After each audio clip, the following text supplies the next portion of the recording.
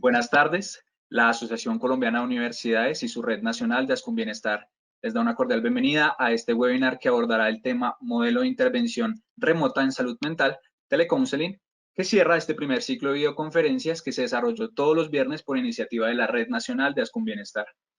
En esta oportunidad contamos con el apoyo de la Universidad del Magdalena, la Fundación Universitaria del Área Andina, la Universidad Católica de Colombia y la Organización Médicos Sin Fronteras que coordina el webinar el día de hoy. A continuación, presento un saludo el director de Bienestar de la Universidad del Magdalena, Jesús Suescún, y director de la Red de Ascombienestar en el Nuevo Caribe. Adelante, doctor. Bueno, buenas tardes, ¿cómo están? En primer lugar, quiero agradecer pues, a ASCUN, a la Asociación Colombiana de Universidades, por estos espacios que viene generando viernes tras viernes, los cuales sin duda están permitiéndonos reconstruir, reinventarnos a nosotros desde bienestar, por ejemplo, de cada una de las universidades. Quiero resaltar la importancia de trabajar temáticas como la del día de hoy, en la que esta situación de aislamiento social, esta situación que estamos viviendo con el COVID-19 nos ha llevado a repensarnos y a la necesidad de construir nuevas formas de interactuar. Yo creo que nosotros vamos a entrar a una nueva realidad, a una nueva modo de interactuar. No creo que volvamos a la normalidad tal cual la conocíamos. Va a haber una nueva normalidad que nos va a implicar poder repensarnos y conocernos y todo este tema de salud mental sin duda es indispensable. Desde el Nodo Caribe hemos venido trabajando en distintas actividades para poder fortalecer todo el tema de salud mental al interior de las instituciones, porque sabemos que esta pandemia no solamente está en lo físico, sino también en lo psicológico, que al final va a jugar un papel importante en el desarrollo de los próximos semestres académicos que vamos a tener. Entonces, pues agradecer la construcción de estos espacios, agradecer a la Asociación Colombiana porque así es que se construye país, así que se construye universidad, trabajando en red, pudiendo resaltar las fortalezas que tiene cada una de las universidades y esas ponerlas al servicio de los demás. Creo que con este tipo de ejercicios ganan todos, ganamos los funcionarios, ganan los docentes, ganan los estudiantes, porque van a tener la oportunidad de tener gente que se capacita en esta temática. Entonces, muchas gracias a todos. Sé que va a ser de gran ayuda y de gran crecimiento el webinar del día de hoy. Muchísimas gracias, doctor Suescún.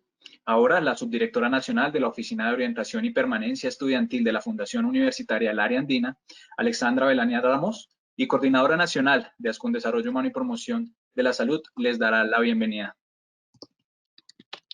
Gracias, Sergio. Buenas tardes para todos. Es un espacio que hace apenas 2 meses se veía como un proyecto donde a raíz de todo lo que estamos viviendo pensábamos qué hacer y cómo darnos la mano para poder empezar a afrontar y a transitar por esto que nadie esperaba y es el momento de agradecer su compañía, su apoyo, todas las instituciones que nos han venido acompañando todos los viernes. Hoy tenemos formalmente el cierre de nuestro primer ciclo de webinar, 10 sesiones que viernes a viernes en un trabajo maravilloso con el área temática de deportes, con el área temática de cultura, desarrollo humano, promoción de la salud y un trabajo conjunto de todas las universidades, visibilizando la red ASCUN Bienestar, nos ha permitido construir en red, como ya decía el doctor Jesús David, aprender, crear nuevas experiencias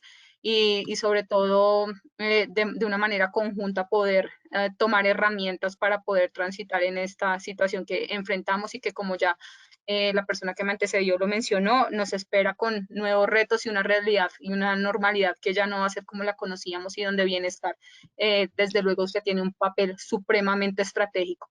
Entonces, agradecerles poder estar con nosotros, acompañarnos cada viernes, ofrecernos sus expertos, ofrecernos sus ideas para poder hacer esto. Rápidamente recuerdo, tuvimos la posibilidad de aprender sobre cómo el Internet afecta nuestra realidad, pudimos también conocer cómo el fortalecer el sistema inmunológico por medio de las artes. Hablamos sobre herramientas de felicidad y bienestar en tiempos de crisis, la salud mental en tiempos de pandemia. Tocamos temas sobre la experiencia de asesorías psicológicas vía web para estudiantes universitarios, cómo manejar la convivencia con personas con trastornos mentales en tiempos del coronavirus, cómo adaptarnos al cambio. Hablamos también sobre el deporte como estrategia para el desarrollo humano. Hace una semana hablamos sobre la salud mental durante la pandemia del COVID-19 y hoy cerramos con el modelo de intervención remota en salud mental, telecounseling. Entonces, un portafolio que de verdad surge de las mismas instituciones y de las necesidades que estamos nosotros día a día enfrentando.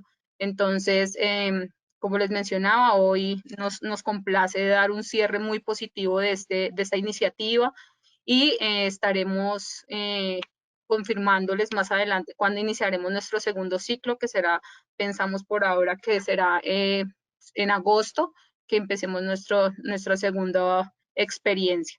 Entonces, no me queda más que agradecerles a todos sus equipos, a las instituciones que nos han acompañado como conferencistas, también como asistentes, a los que nos han enviado sus ideas, sus correos, han llenado las encuestas de satisfacción para permitirnos mejorar y recordarles pues que acá está el equipo de la red de Ascun Bienestar para lo que ustedes puedan necesitar.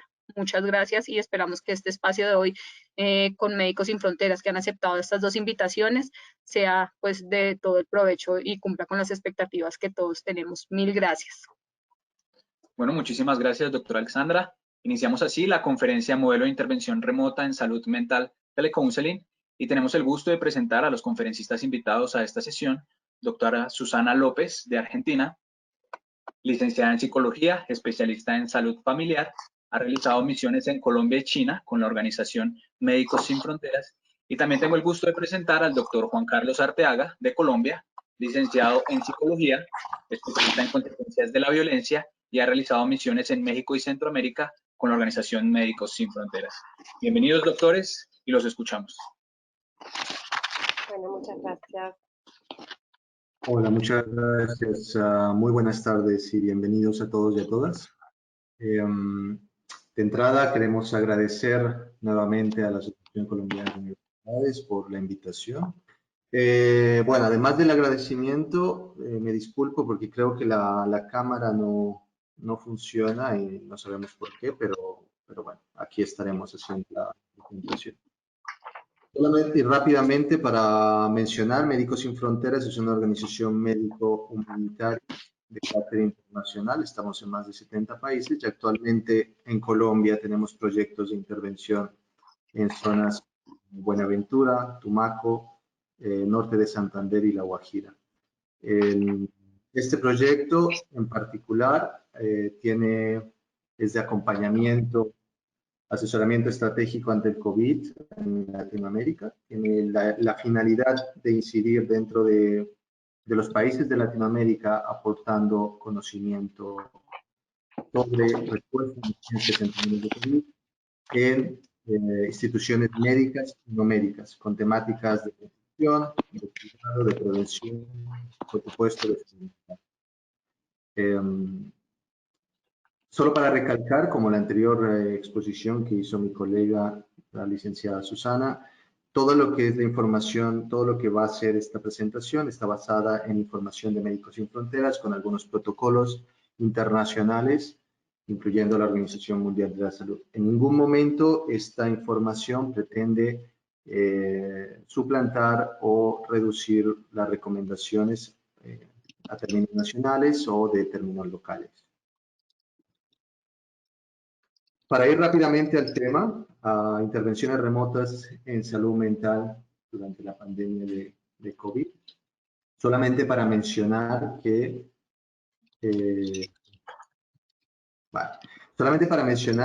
las intervenciones de forma remota no es algo novedoso. Es algo que ha venido desde hace muchísimo tiempo atrás, pero que principalmente empieza a surgir, sobre todo en 1995, con los primeros servicios de atención psicológica a distancia. En estos tiempos hay una organización, y seguramente ustedes la conocen muy bien, Es el teléfono de la esperanza, que es una de las organizaciones más antiguas en términos de intervención de consejería a través de un servicio telefónico. Y desde ese tiempo han empezado a surgir muchísimas. Al principio, por supuesto, en términos tecnológicos, el acceso al cual se tenía sobre todo era el teléfono, pero después empiezan a salir muchísimas más intervenciones, ya sea por internet, online, aplicaciones y demás. Actualmente ya tenemos metaanálisis que empiezan a surgir desde el 2006 que demuestran la efectividad de intervenciones remotas en salud mental, efectividad que de alguna u otra forma puede compararse dentro de lo que es las intervenciones presenciales. Pero ¿por qué en este momento es importante pensarse en intervenciones remotas? Bueno, en este momento tenemos una situación muy particular que es la imposibilidad de desarrollar intervenciones cara a cara. A veces esta es la única posibilidad y por ende esta intervención de forma remota es muy útil para el momento en que nos encontramos. Estamos ante un fenómeno que dependiendo del contexto y dependiendo de la carga epidemiológica que tengan los países o las ciudades, por supuesto nos resulta muy efectiva. Hay una dimensión de salud pública que hay que considerar y es, en este momento, las recomendaciones desde la Organización Mundial de la Salud como de los ministerios de salud es tratar de permanecer en casa lo más posible. Esto es decir, inclusive que aquellas personas que quieran buscar atención médica, atención psicológica dentro de los hospitales o zonas hospitalarias, lo ideal es justamente tener estos espacios, intervenciones remotas, para tratar de evitar que las personas se pongan en riesgo y también que los equipos de protección, tengamos más equipos de protección, que ha sido uno de los elementos de mayor preocupación a nivel internacional.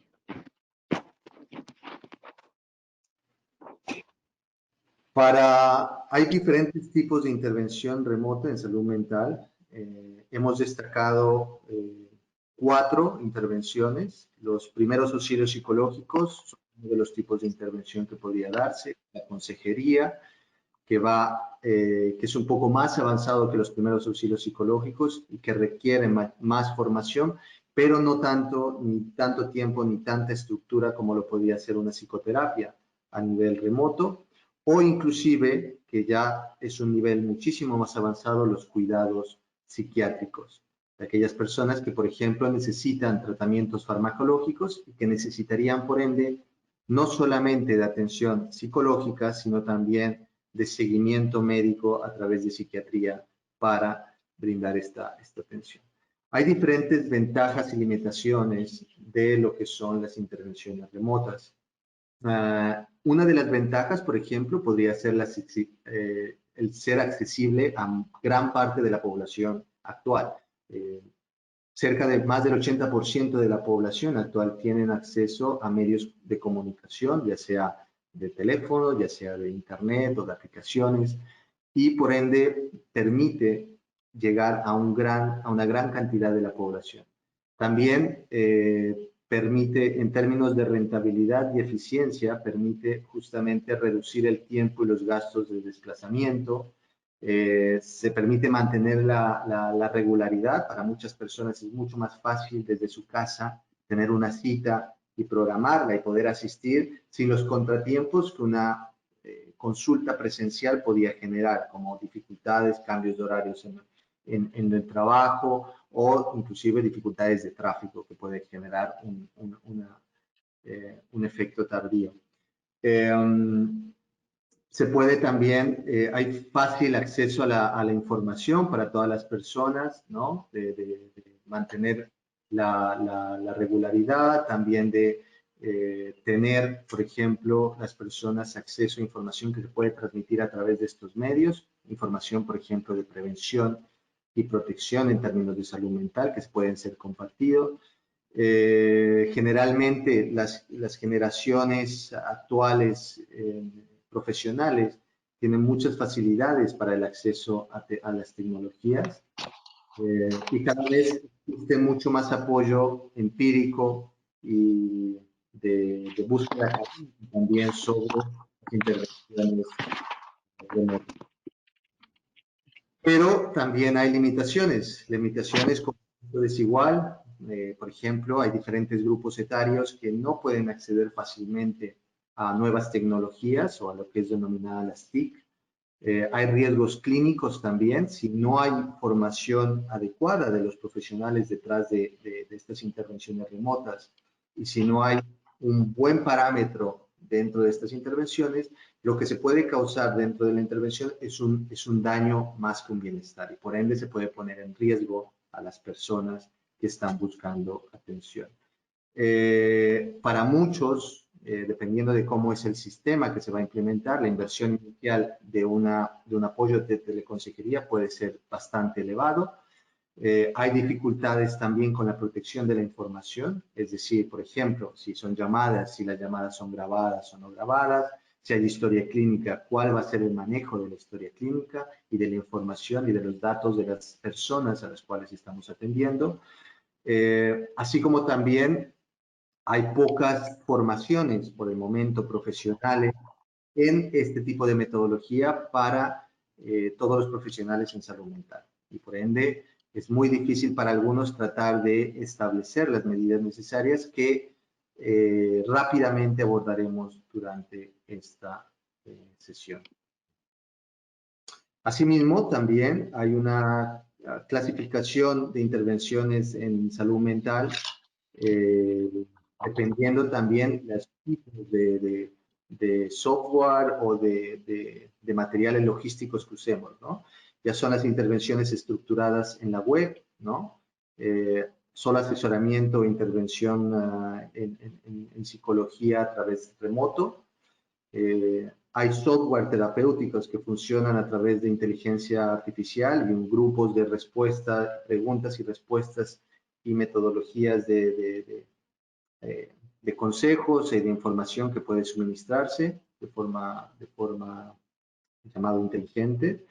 Y otras actividades online, como por ejemplo las redes sociales y redes de grupos de apoyo a través de, por ejemplo, metodologías como el WhatsApp, que veremos más adelante, podcasts y herramientas similares. ¿Qué es lo primero que tenemos que asegurar si queremos o si estamos pensando en implementar estrategias remotas de intervención en salud mental?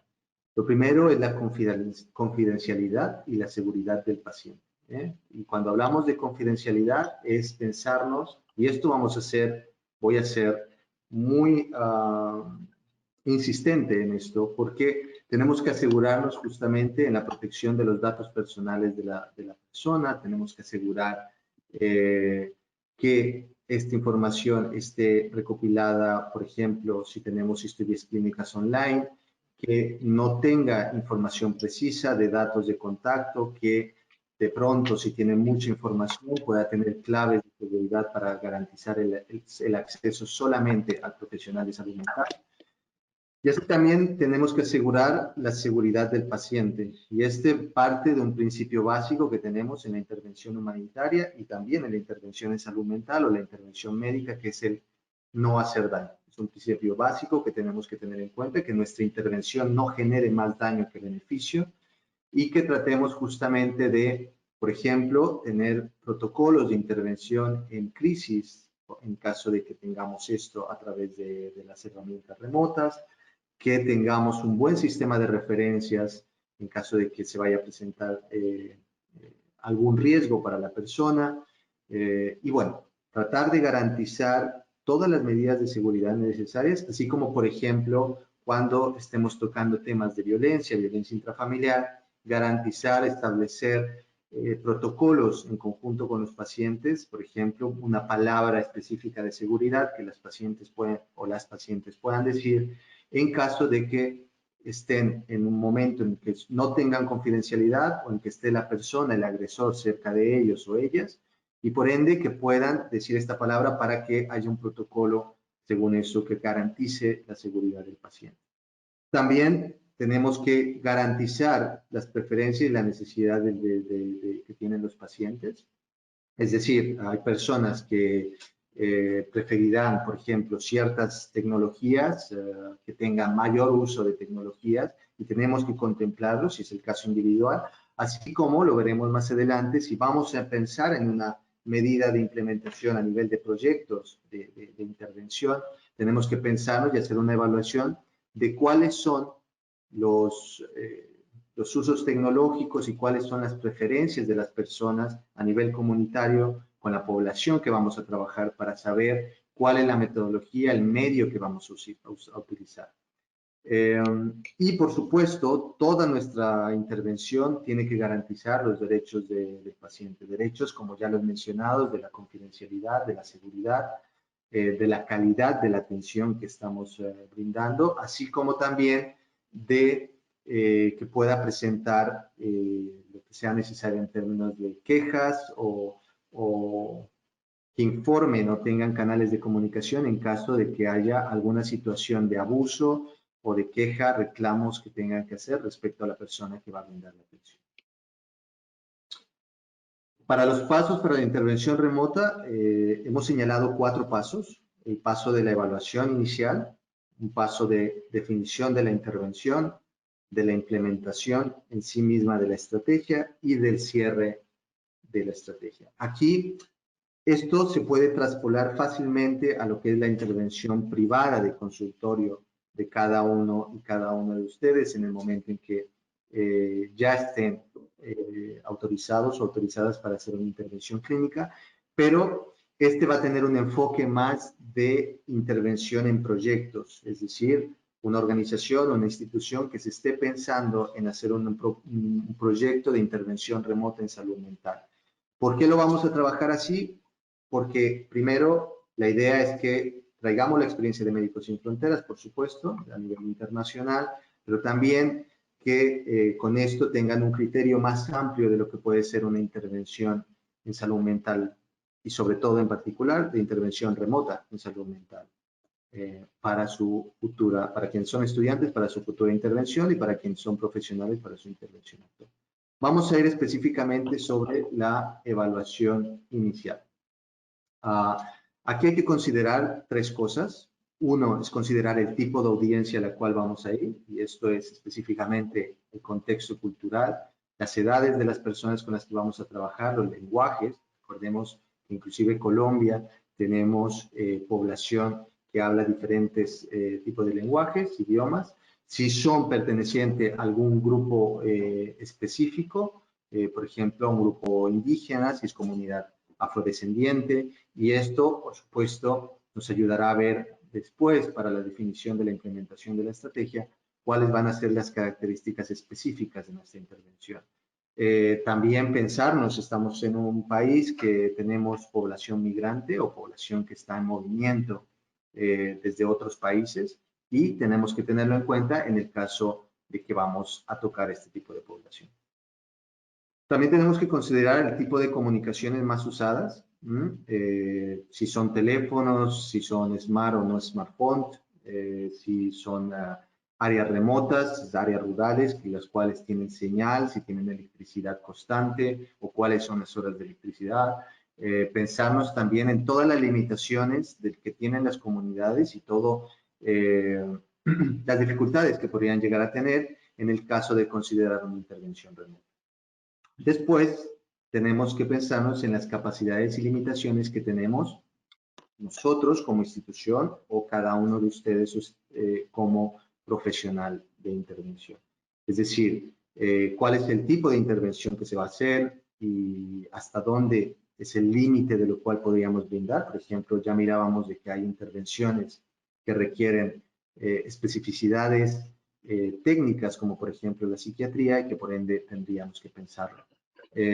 Hay que pensarnos en presupuestos, recursos externos disponibles también para armar redes de referencia, las leyes del país a nivel de confidencialidad, tenemos que contemplarlo en este caso.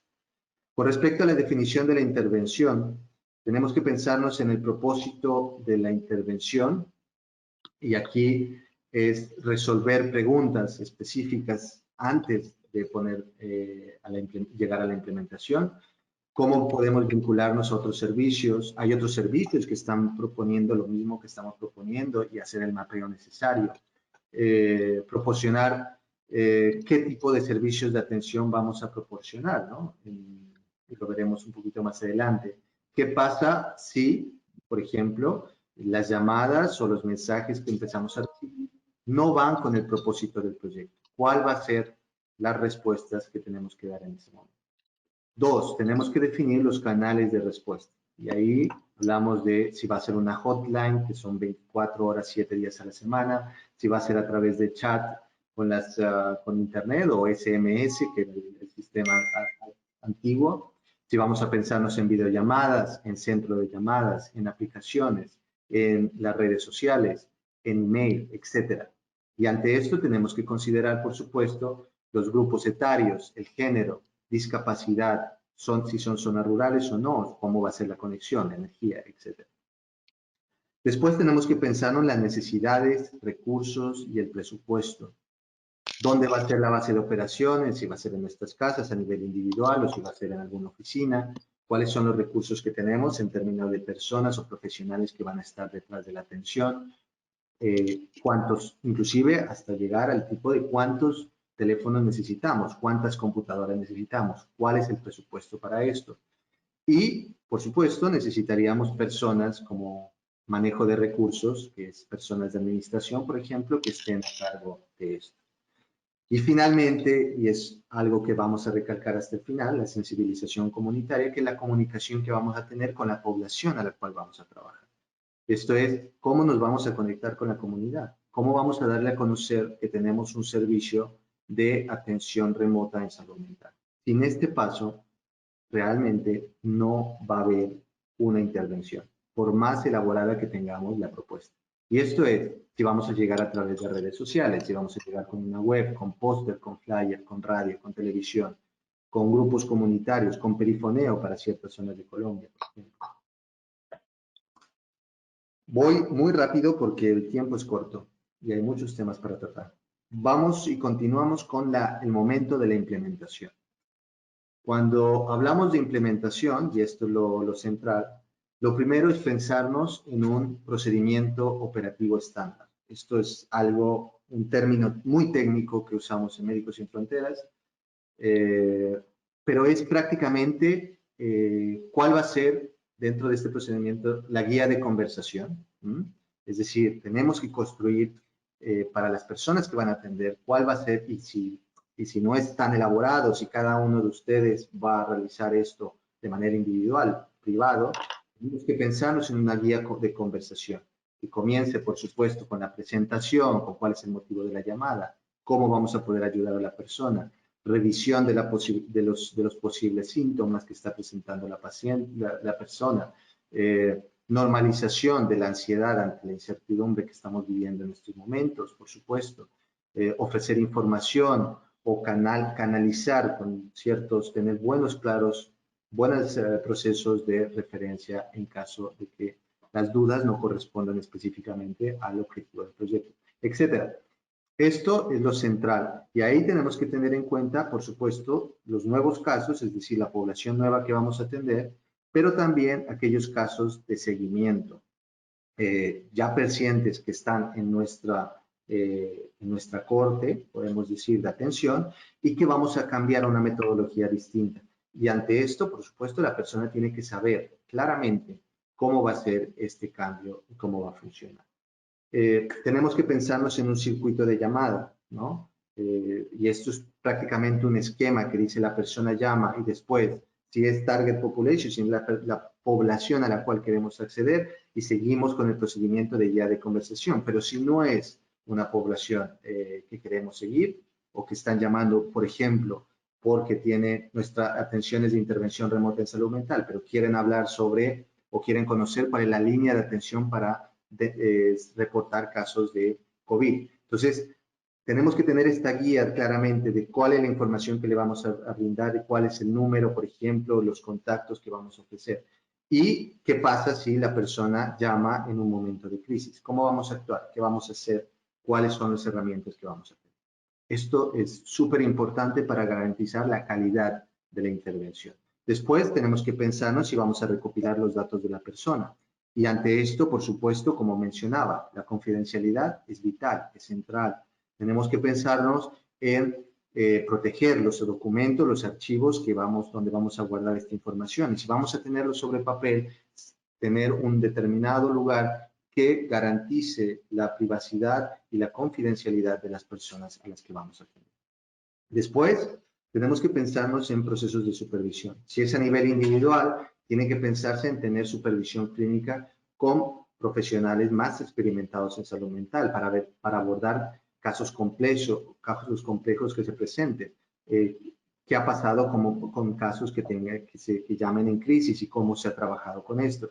¿Cómo hacer con pacientes con tratamiento farmacológico o con algún diagnóstico específico de salud mental? Esto tenemos que garantizarlo, ya sea a nivel individual y, por supuesto, si es a nivel organizacional e institucional. Tenemos que garantizar personas con mayor experiencia, mayor nivel, que permita justamente hacer esa supervisión. En Médicos Sin Fronteras, por ejemplo, tenemos managers de salud mental que están detrás garantizando la supervisión de todo el personal de salud mental que está brindando la atención. Después, pensamos en la documentación, y esto está dentro del procedimiento operativo estándar. ¿Cuáles van a ser las hojas clínicas que vamos a utilizar? Vamos a recolectar información. ¿Qué tipo de información vamos a recolectar? ¿Qué nos sirve y qué es lo que buscamos con esta información?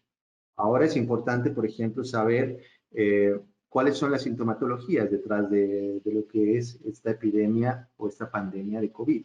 Y, por supuesto, cuál es el proceso de mejoría que tienen las personas. Esto sería algo básico, pero de ahí en adelante dependerá de cuál va a ser el objetivo de la intervención, lo que delimitará cuál va a ser el tipo de información que se recolecta.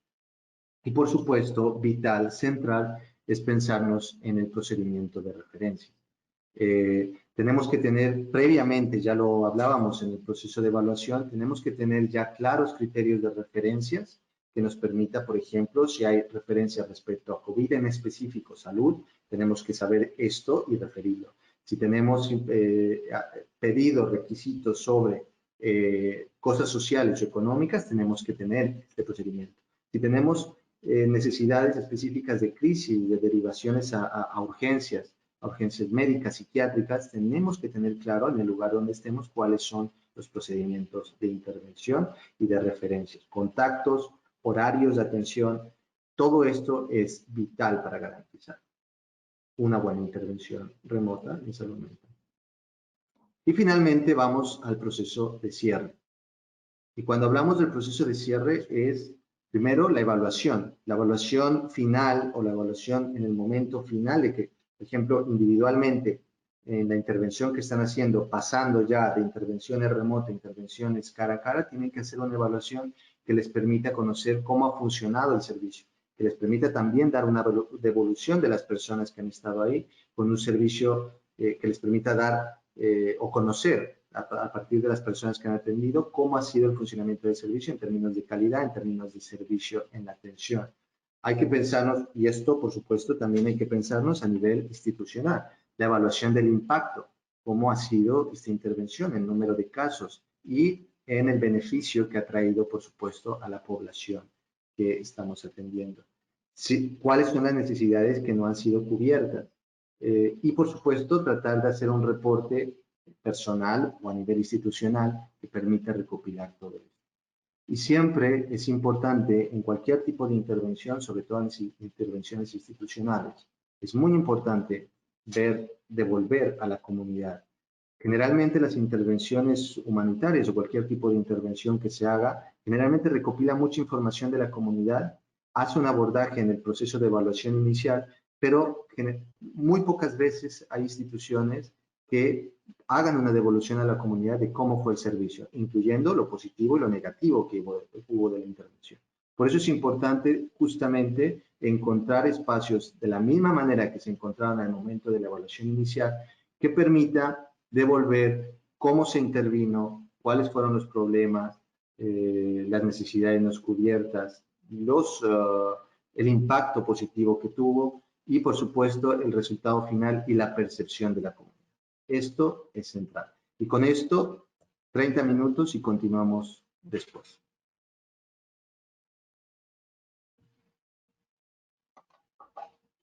Bueno, muchísimas gracias, doctor Juan Carlos. Así termina la primera parte de la conferencia. Recuerden que si tienen preguntas pueden hacerlas a través del chat de la plataforma. Ahora, desde el área temática de Ascundeporte y Actividad Física, nos invitan a participar de esta pequeña pausa activa que hace parte de algunas de las acciones que viene desarrollando Ascundeporte desde la virtualidad. Espero puedan unirse y disfruten lo que han preparado las personas de Ascundeporte y Actividad Física.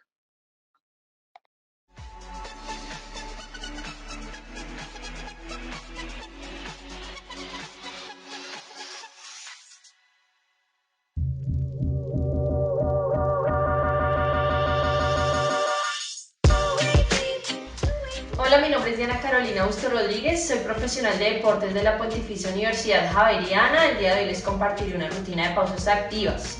Estas son recomendadas por la Organización Mundial de la Salud y por la Organización Internacional del Trabajo. Son unos ejercicios que vamos a hacer durante breves espacios de tiempo durante toda nuestra jornada laboral. Tiene ciertos beneficios en los cuales se encuentra mejorar nuestra postura, estimular y favorecer la circulación, disminuir el estrés articular y muscular, además de ser mucho más eficiente en nuestro trabajo, ahora desde casa. Les dejo estos ejercicios para que continúen con estas pausas activas. Iniciaremos flexionando el cuello, inclinándolo hacia un lado y hacia el otro.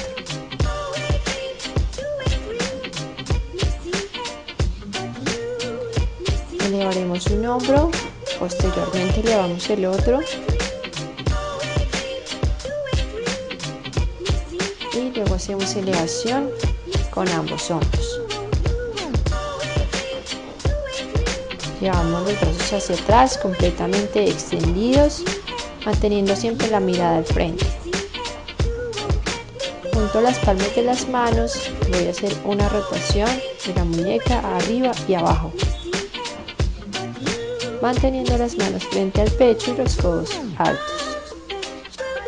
Entrelazo los dedos y voy a hacer una extensión de codo y una rotación de muñeca hacia el frente, partiendo desde el pecho. Luego realizo una rotación del tronco hacia ambos lados, siempre volviendo al centro y procurando que la velocidad no sea muy alta. Extiendo el brazo y hago una inclinación hacia uno de los costados.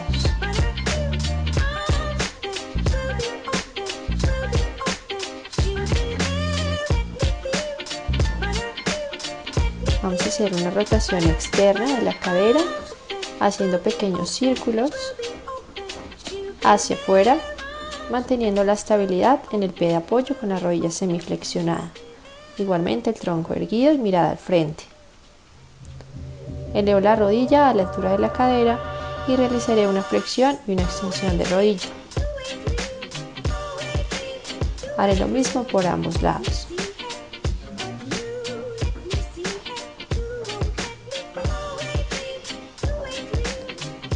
Haré una flexión del tronco, voy a extender los brazos arriba y posteriormente dejaré caer todo mi tronco hacia abajo, no hay necesidad de que los dedos de la mano toquen el pie. Luego me voy a parar en talones y voy a ir hacia las puntas, elevando arriba los talones, manteniendo la mirada hacia el frente. Y esos fueron los ejercicios, espero que los realicen entre 5 a 10 minutos por cada 45 minutos de trabajo.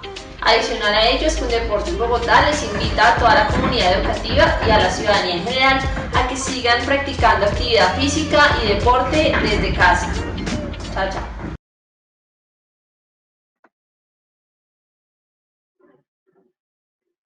Bueno, seguimos con la segunda parte de la conferencia, Modelo de Intervención Remota en Salud Mental, Telecounseling, por los conferencistas Susana López y Juan Carlos Arteaga. Adelante, doctor. Entonces, para finalizar, me gustaría recalcar algunas cosas que son de suma importancia para tener en cuenta en términos de una intervención remota en salud mental. Primero es cuáles son las recomendaciones legales, éticas, de confidencialidad que se tienen que tener en cuenta. Recordemos que tenemos primero dentro de la evaluación pensarnos en cuáles son las políticas legales a nivel de Colombia, por ejemplo, en caso de hacer una intervención remota. A nivel individual, por supuesto, pensarnos en protección de documentos con contraseñas, tratar de usar plataformas que sean protegidas o que tengan mayor protección en términos de confidencialidad. Después tenemos que garantizar lo logístico y en esto, por supuesto, también está lo de confidencialidad. Tratar de no usar números personales a nivel de celular.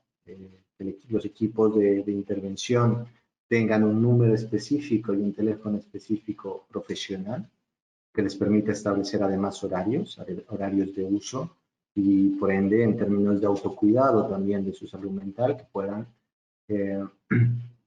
tener espacios y no siempre estar conectados a este teléfono.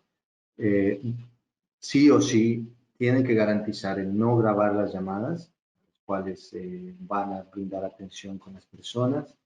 Tienen que garantizar muy bien los horarios de las citas con las personas con que vayan a hacer, tener una muy buena y muy clara agenda, hablar con las personas de la necesidad de encontrarse en un tiempo puntual.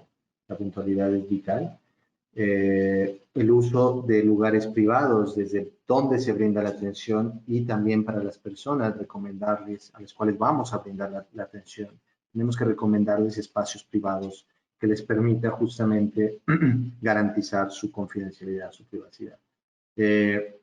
Tenemos que contemplar escenarios y eso está parte de lo que mencionábamos anteriormente de los procedimientos operativos estándar y es justamente por ejemplo, ¿qué pasa si la comunicación se corta?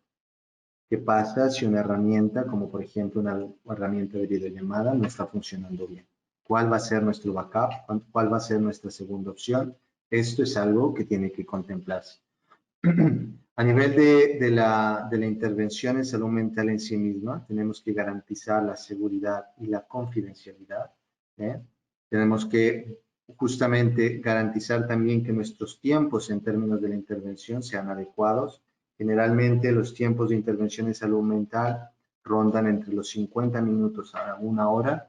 En intervenciones remotas hay una recomendación no oficial, pero las recomendaciones que se tienen, y bueno, dentro de las intervenciones que tenemos en Médicos Sin Fronteras, tenemos intervenciones que van alrededor de los 40 minutos. Porque, por supuesto, estar detrás de una pantalla, detrás de un computador o detrás de un celular no es lo mismo y no se tiene el mismo nivel de atención que se puede tener cuando se están en espacios privados cara a cara. Se tiene que recalcar dentro de la intervención palabras claves, como decíamos, para garantizar la seguridad de las personas, palabras claves para códigos rojos. Y códigos rojos, estamos hablando, por ejemplo, en violencia. Como saben, en esta pandemia, lastimosamente, en nuestros contextos latinoamericanos, han aumentado los niveles de violencia intrafamiliar y muchas de las llamadas pueden referirse específicamente hacia la violencia intrafamiliar. Tenemos que aclarar de entrada con los pacientes que atendemos, tenemos que aclarar justamente una palabra que permita de lado y lado poner en medida un protocolo de seguridad para la persona. Después tenemos que ver los casos, si van a ser nuevos casos o casos de seguimiento. Si son nuevos, primero tenemos que pensar si tenemos la disponibilidad en nuestra agenda, en nuestro tiempo, en nuestros recursos necesarios. Después necesitamos evaluar un sistema de triaje, ¿no? De triage en el caso de que sean múltiples llamadas que vamos a recibir, que permita determinar la severidad del caso, la severidad de la afectación en la cual está la persona que nos esté llamando, así como qué manejo clínico se le va a brindar. Hay que prepararse en este momento con los nuevos casos, sobre todo para las preocupaciones sociales que surjan o todas las llamadas que van a ser no específicamente nuestro objetivo de intervención. ¿Cuáles van a ser, por ejemplo, las respuestas que vamos a tener ante las preguntas frente al COVID, ¿no? Vamos a derivar solamente la llamada, vamos a ofrecer educación o psicoeducación, orientación o referencia. ¿Qué es lo que vamos a hacer? Para los casos de seguimiento de pacientes o personas a los cuales ya estábamos viendo, tenemos que explicar por qué vamos a cambiar a teleconsejería o a intervención remota y cómo va a funcionar. Tenemos que contar con su consentimiento, por supuesto, y tenemos que adaptar nuestro plan de tratamiento, nuestro plan de intervención. En caso de que una persona no lo necesite en el momento y está bien, se puede pensar en cerrar el caso o se puede pensar en posponer hasta que haya una intervención de forma presencial, dependiendo también cómo evolucione lo del COVID-19. Después tenemos que pensar en el contacto, evitar, y ahí de nuevo aparece la confidencialidad, que es lo vital de esta conferencia. Tenemos que evitar información del contacto detallada, dónde vive, dónde trabaja. Esto tenemos que evitarlo, tratar de usar códigos para proteger la información, no hacer listado de nombres que pueden perderse, que pueden confundirse, que pueden enviarse en un correo con nombres e información de contactos de las personas. Tenemos que ver o evidenciar los pacientes que están bajo tratamiento psicofarmacológico. Primero, identificar si las personas están estables dentro de este tratamiento. Después, tratar de hacer llamadas de seguimiento para aquellos que tengan, por ejemplo, procesos o intervenciones, por ejemplo, que van a focalizarse con intervenciones conjuntas entre el área médica y el área de salud mental, que acompañe un psicólogo y un psiquiatra, por ejemplo, o una psicóloga y una psiquiatra, y que permita justamente, ahí es importante pensarse en llamadas de seguimiento continuas para ver cómo está el estado de la persona, tratar de garantizar, y esto es algo vital, el tratamiento de medicamentos por semanas o inclusive meses, dependiendo de cuál es la severidad del caso, dependiendo si la persona está estable o no. Y por supuesto, dentro de esta pandemia, tratando de evitar pues, el contagio lo más posible, garantizar este tratamiento como si fuera cualquier tipo de tratamiento de enfermedad crónica. Tener claros procesos de supervisión es súper importante para garantizar para garantizar una buena calidad en este tipo de manejo de casos complejos, así como son los casos en crisis o aquellos casos que pueden demandar un alto riesgo para ellos mismos o para otras personas. Y tener claros para estos casos y en general tener claras sistemas de referencias en caso de emergencia o en caso de otro tipo de información. Después la documentación es vital, identificar si las personas están estables, garantizar notas clínicas, por supuesto que estén protegidas de nuevo, y tener información que sea relevante, no recabar información solamente porque sí. Y por último, es importante pensarse también en qué otro tipo de intervenciones remotas, más allá de intervenciones directas de salud mental, pero sí intervenciones psicosociales, se podría tener. Se puede hablar, por ejemplo, ahorita a nivel comunitario es muy difícil hacer una intervención y, por supuesto, ir a las comunidades con trabajadores sociales o con actores comunitarios es muy difícil, pero se pueden armar metodologías que utilicen las nuevas herramientas, como los grupos de WhatsApp, en donde se discuten temas específicos o en donde se pasa información específica a líderes comunitarios. Tratar de usar herramientas que son usadas para todo el público, por ejemplo, la radio comunitaria, que son usadas en algunos pueblos y algunas zonas de Colombia. Utilizar los webinars para aquella población, por ejemplo, que accedemos a este tipo de herramientas, pero siempre adaptado, por supuesto, a la población a la cual vayamos a atender. Y con esto finalizamos simplemente dejándoles alguna información que pueden consultar en nuestra página msfcovid19.org, donde pueden encontrar muchísima más información, alguna otra información también de herramientas y de informaciones viables a nivel internacional y algunos documentos colgados desde las cuales también ha salido esta presentación. Solamente para finalizar, desde Médicos Sin Fronteras tenemos una intervención en Buenaventura que es basada en teleconsejería hace mucho tiempo, antes del COVID, y que es un sistema de call center donde se brinda atención para víctimas y sobrevivientes de violencia y violencia sexual. Y actualmente todos nuestros proyectos debido al COVID que tengan componente del área de salud mental. Estamos aplicando todas estas metodologías para pasar de una intervención presencial a una intervención remota.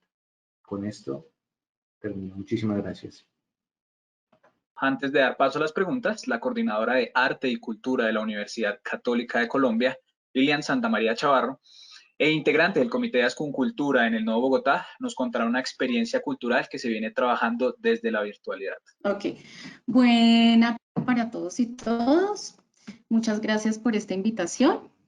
Y bueno, antes de compartir un poco la experiencia que hemos tenido desde la Universidad Católica de Colombia y desde el Comité de Ascuncultura en la Regional Bogotá, quiero contar que personalmente para mí ha sido muy valioso ver cómo el arte es efectivamente ese vehículo para el desarrollo personal y el desarrollo del potencial humano. Digamos que teóricamente uno siempre ha visto cómo el arte ha servido en los procesos de comunicación, en cómo permite esa gestión de las emociones, en cómo es un vehículo para contactarse consigo mismo y con los demás, ¿sí? Para mirarse, para crear como todo un acto de libertad y mucho más ahorita en este confinamiento. Y creo que ahorita pues muchos de los directores de cultura, deportes y todos los que trabajamos en los bienestares universitarios, pues fuimos testigos del potencial que efectivamente trae esta formación integral para nuestros estudiantes. Y yo personalmente pues la pude evidenciar desde el arte como coordinadora de arte y cultura y pues procesos bellísimos que ya digamos desde la Universidad Católica les quiero compartir. Entonces al principio de todo el confinamiento tuvimos como mucho temor de cómo íbamos a traducir ese lenguaje presencial a lo virtual y fue creo que seguramente el temor de muchos directores del bienestar, de deportes, de cultura, pero rápidamente, porque además esto nos tocó a todos homologar y traducir esta nueva operación, y al contrario de ese temor que se tenía al principio, lo que yo puntualmente evidencié y evidenciamos con nuestros equipos de trabajo es todo se pudo hacer, absolutamente toda la programación que desde el área de cultura se tenía pensado realizar, se pudo hacer. Y al contrario, pues vinieron un montón de trabajos que seguramente en otro momento no hubiéramos hecho, como fueron todos esos videos que seguramente en sus universidades han hecho desde las diferentes áreas, los podcasts, toda, digamos, la adquisición de lenguajes tecnológicos a los que se sumaron los equipos de arte.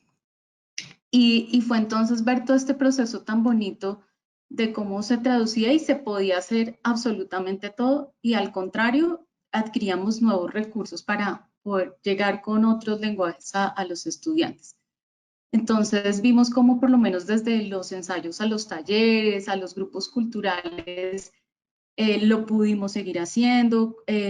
Las franjas que nosotros veníamos haciendo de manera presencial, que eran las franjas que llegamos a pregrados y posgrados, donde ingresábamos a los salones por 20 minutos y en los horarios a pregrados por 2 horas a trabajar en arte, en deporte, que ya lo veníamos haciendo en la presencialidad, lo subimos rápidamente a la virtualidad y digamos que el impacto fue muy positivo, muy valioso, como lo han compartido ya varias otras universidades en las que he tenido oportunidad de escuchar. Y desde Cultura le llamamos la píldora musical. Sin embargo, teníamos como píldoras artísticas donde íbamos con teatro, con danzas. Sin embargo, vi que uno de los lenguajes que más acercaba y más generaba como un contacto mucho más cercano era la música, y eso lo evidencié en general como a más o menos 50 aulas que pasamos tanto de pregrado y posgrado. O sea, atendimos como 1.200 personas en 2 meses, y a pesar de que llegábamos todas las artes, uno de los lenguajes más con mayor cercanía e impacto sí fue la música, y eso como que lo pude ver durante el proceso. Pues fue muy bonito y valioso ver también como la sinergia que ya realizamos desde el bienestar y puntualmente desde cultura con el Departamento de Humanidades y que venimos realizando hace ya 4 años. Este año dijimos con el confinamiento no sabíamos si se podía hacer o no, y al contrario, pues se pudo hacer con una participación altísima de 450 personas, con personas además de todo el mundo, porque además lo que nos ha permitido ver esta nueva operación de la virtualidad es la apertura a nivel global y la disposición que tienes de ese acceso, tanto para participar en eventos que vengan y que vayas a otros eventos que seguramente la presencialidad no podías. También en el Día del Maestro, pues tuvimos actividades desde la mañana con el desayuno musical hasta la noche de rock en español. 10 de la noche estuvimos a toda la jornada trabajando con deporte, con cultura, con formación humana. Ahorita con los talleres intersemestrales, trabajando con talleres de musicoterapia, trabajando con pintura, trabajando con el taller de guitarra y además ver cómo a través de esta virtualidad podemos ser visibles a nivel internacional, que seguramente también estábamos mucho más encerrados y ahora con esta virtualidad pues hay la oportunidad de compartir a nivel nacional e internacional. Los Instagram Live, que seguramente muchas universidades ya venían realizando y continuaron en esta virtualidad. Y por último, ahorita tuvimos pues en la fiesta de cierre virtual con el área de cultura y fue muy bonito porque digamos que no sabíamos cómo nos iba a ir y al contrario los participantes que tuvimos como unos 100 asistentes en sus casas pusieron las luces de colores, se disfrazaron, máscaras con sus hijitos, súper producidos pues para la fiesta. Y no se querían ir de la fiesta, estábamos ahí felices bailando, estuvimos casi hasta las 11 de la noche y bueno, fue una experiencia muy bonita y valiosa, así que, y pues muchas más actividades que hicimos, pero sí contarles como lo bonito, lo valiente que ha sido toda esta experiencia, lo enriquecedor que ha sido para todos rápidamente subirnos con nuevos lenguajes, digamos, con un entrenamiento que seguramente tecnológico que antes no hubiéramos hecho, digamos, a esta velocidad. Probar, pues, el impacto y la fuerza que tiene el arte en la salud mental, en el desarrollo personal y en el desarrollo del potencial humano. Y, pues, muy unido a lo que ustedes desde salud mental están trabajando. Entonces, pues muchísimas gracias por el espacio y en lo que les pueda colaborar y compartir en otro momento, estaré dispuesta a hacerlo. Muchas gracias. Bueno, muchísimas gracias, doctora Lilian. Entramos al espacio para responder las preguntas que en el transcurso de la conferencia se han presentado. Invito al doctor Juan Carlos para que esté muy pendiente a las preguntas que le hacen. ¿Se encuentra con nosotros, doctor? Sí, aquí estoy. Bueno, doctor, le pregunta Andrea Cifuentes. En la videoconferencia mencionó que con los pacientes se pueden establecer palabras de seguridad en los momentos en los que hay videollamadas. Y a ella le surgen 2 preguntas. ¿Qué tan cómodo y viable es pedirle a los pacientes que enciendan sus cámaras, si se hace? Y si existe alguna señal para pedirle ayuda o si se establece alguna forma o algún gesto para pedirla, digamos, en cámara cuando están los dos interactuando. Sí, bueno, muchísimas gracias por la pregunta. En términos de cámara, eso dependerá de las necesidades y de los requerimientos del paciente. Como mencionábamos anteriormente, hay que contar, uno de los principios es justamente contar con las preferencias y las necesidades del paciente. Es decir, cada uno y cada una de ustedes determinará con sus pacientes la necesidad o no de poner cámara. Si se pone cámara, por supuesto, pueden haber términos de gestualidades que permitan establecer protocolos de seguridad en el momento de que se presente, pero tener una palabra además o tratar de arreglarlo y consensuarlo con el paciente o la paciente de entrada, antes cuando comience justamente la intervención, es lo ideal, ya sea a través de una palabra, ya sea a través de un gesto en caso de que sea videollamada, pero asegurarse de tener por lo menos dos cosas o siempre un as bajo la manga, se podría decir, en caso, por ejemplo, de que un día la señal no está muy bien y la cámara no se pueda dar. Entonces, haber discutido de que tenga justamente las medidas y de pronto una palabra específica para poner en práctica justamente el protocolo de seguridad para el paciente.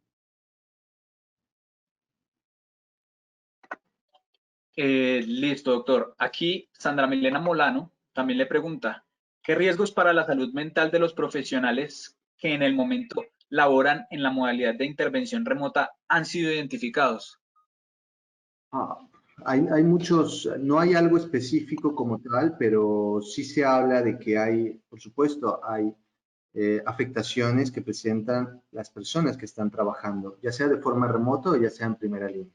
Por supuesto, estar en primera línea demanda de otras cosas y se está ante un temor y un miedo que genera mayor ansiedad.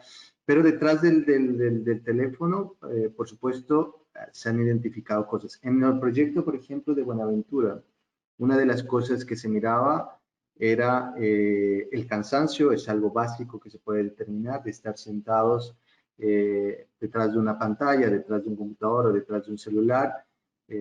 Dos, puede identificarse también procesos básicos y clásicos que también están en la terapia común, como por ejemplo son los traumas vicarios o los procesos de afectación por la cercanía que se tiene a la persona, al paciente que se está brindando la atención. Estos son algunos y después, claro, por supuesto, algo que si esto no tiene diferentes horarios, puede generar problemas de insomnio, problemas de apetito, en caso de que sus intervenciones, por ejemplo, no contemplen espacios como bien pasaba el ejemplo, de descanso específico, si sus teléfonos celulares son privados o son profesionales, y esto, por supuesto, les permite desconectarse o no. Dependiendo también de cuál es la medida de implementación que tienen, van a tener las afectaciones o los síntomas comunes que se generen detrás de la intervención. Doctor, aquí también Karen Chaparro le pregunta, ¿cómo funciona este modelo con adultos mayores y cómo acercarlos a la tecnología? Pues primero ellos son adultos, esto es la población en mayor riesgo, los adultos mayores, ¿y cómo podemos acercarlos a este modelo y cómo funciona este modelo con ellos? Muy bien. De la experiencia que tenemos, por ejemplo, es una experiencia que implementamos en Grecia específicamente con adultos mayores, que es una de las poblaciones que estaban en confinamiento más afectadas cuando comienza el proceso de pandemia. Y lo que hicimos dentro de una zona hospitalaria es que los cuidadores, ya sean familiares o el personal de salud, eran aquellos que accedían a las herramientas y pasaban simplemente ya al tablet o para hacer videollamadas con sus familias o con la intervención ya sea de salud mental. Lo ideal, lo central, es tratar de contar con sus redes de apoyo. Si no hay redes de apoyo específicas que sean familiares o sean cuidadores, tenemos que ir a quien está alrededor que permita o que conozca sobre tecnologías y que les permita justamente acceder. Por eso es importante, y mencionaba al principio de la intervención, que es importante hacer una evaluación de cuál es la población que vamos a trabajar y cuál es el contexto de la población con la que vamos a trabajar. Según eso, nuestras comunicaciones y cómo poder hacer este tipo de intervenciones, podemos usar diferentes estrategias. Precisamente eso también le están preguntando acá y dice, ¿cómo podemos fortalecer este acompañamiento en general con los estudiantes que no tienen un espacio privado? Digamos que en su cuarto conviven con sus hermanos o en sus familias no tienen como una habitación única para ellos, entonces, ¿cómo podemos establecer estrategias o qué estrategia nos brinda para que se pueda hacer este acompañamiento? Pues recordemos que la intervención en salud mental también de parte del deseo y del compromiso y la responsabilidad de aquellos también que están buscando la atención. Diciendo esto, es importante justamente que las personas a las cuales vamos a atender entiendan justamente cuál es la importancia y la necesidad de tener un espacio privado y que de pronto tratarlos de ayudar a ver a ellos o a ellas metodologías para comunicarse con su familia y para que tengan ciertos espacios específicos durante ciertas horas, porque van a tener este tipo de intervenciones y que la familia entienda, por supuesto, detrás por qué va a tener este tipo de intervenciones.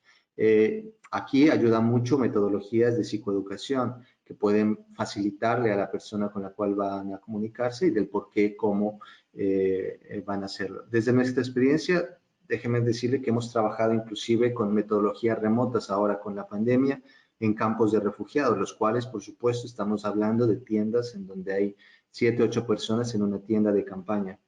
¿Qué es lo que hacemos ahí? Tratamos de hablar con la persona para que traten de encontrar un espacio al aire libre, por ejemplo, que les permita estar lo más alejado posible de toda la cantidad poblacional que hay en un campo de refugiados. Doctor, otra pregunta. La salud mental ahorita es primordial, pues debido a la situación de salud pública actual, y debemos convivir con personas en nuestra casa a diario, no podemos salir de ella. ¿Qué herramientas o qué sugerencias tiene para nosotros, digamos, para crear hábitos o hacer cosas dentro de la casa, pues para fortalecer esta salud mental? Bueno, hay varios documentos y pueden ir a la página y encontrarán webinars, videos y hasta documentos específicos de qué hacer en casos de cuarentena, en todo este tiempo. Aquí es importante tener en cuenta varias cosas, pero central es tratar de tener una rutina. La rutina, por supuesto, que vaya más allá del cuidado de la casa. Es decir, cuáles son las actividades que se van a poner día a día, que contemple todo lo que es el cuidado de las necesidades básicas, incluyendo la alimentación, incluyendo el ejercicio, incluyendo el tratar de desconectarse y dormir a tiempos adecuados, porque esto es lo que más se ve afectado en un momento de cuarentena. Es importante encontrar una rutina, es importante encontrar espacios entre los convivientes de las residencias, encontrar espacios que, por supuesto, les permita como familia, como conjunto familiar, interactuar y desconectarse un poco de lo que está pasando alrededor, de todo lo que es la pandemia, pero al mismo tiempo también de que cada individuo dentro del núcleo familiar pueda encontrar espacios específicos e individuales que les permita justamente descargarse y al mismo tiempo reconectarse con sí mismos sin necesidad de estar rodeado de personas. Es una situación de compromiso entre los convivientes de la casa. Bueno, doctor, una última pregunta. Tenemos varias, pero por temas de tiempo no podemos hacer muchas.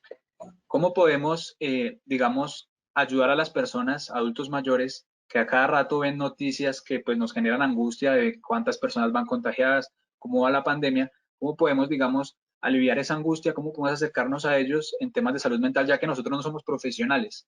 ¿Cómo podríamos hacer ese acercamiento desde acá sin la consulta, digamos, clínica? Primero, como un primer apoyo nosotros, los que estamos cerca a las familias.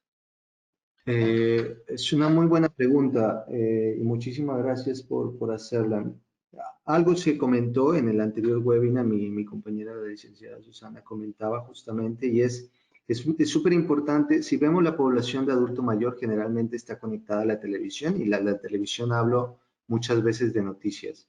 Así como la recomendación general es justamente limitar la exposición que tenemos a toda esta información, estar constantemente con información sobre número de casos, número de contagios, número de muertes, es algo que simbólicamente afecta nuestra salud mental.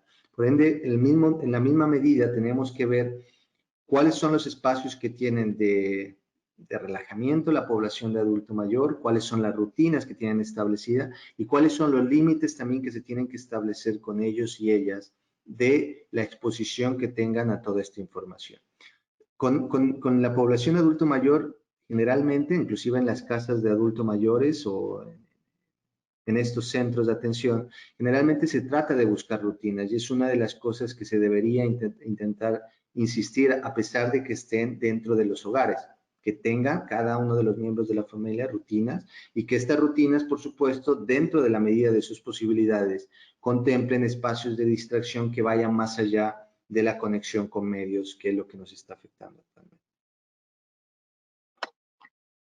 Bueno, muchísimas gracias, doctor Juan Carlos, por brindarnos su experiencia y conocimiento en este tema. Con muchísimo gusto, espero que haya sido práctico, útil y nos estaremos viendo en alguna otra charla.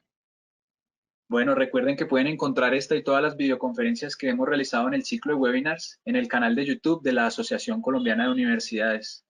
Agradecemos el apoyo a los representantes de las universidades que hicieron parte de esta sesión y a la organización Médicos Sin Fronteras por coordinar la conferencia del día de hoy. Agradecemos también la participación de todos los que se conectaron y a los que nos acompañaron a lo largo de estas videoconferencias de este ciclo de webinars. Y si tienen alguna inquietud o sugerencia sobre esta sesión, pueden enviarla al correo comunicacionbienestar@ascum.org.co. En ASCUM construimos universidad y transformamos sociedad. Feliz tarde para todos. Bueno, muchas gracias. Buenas tardes para todos.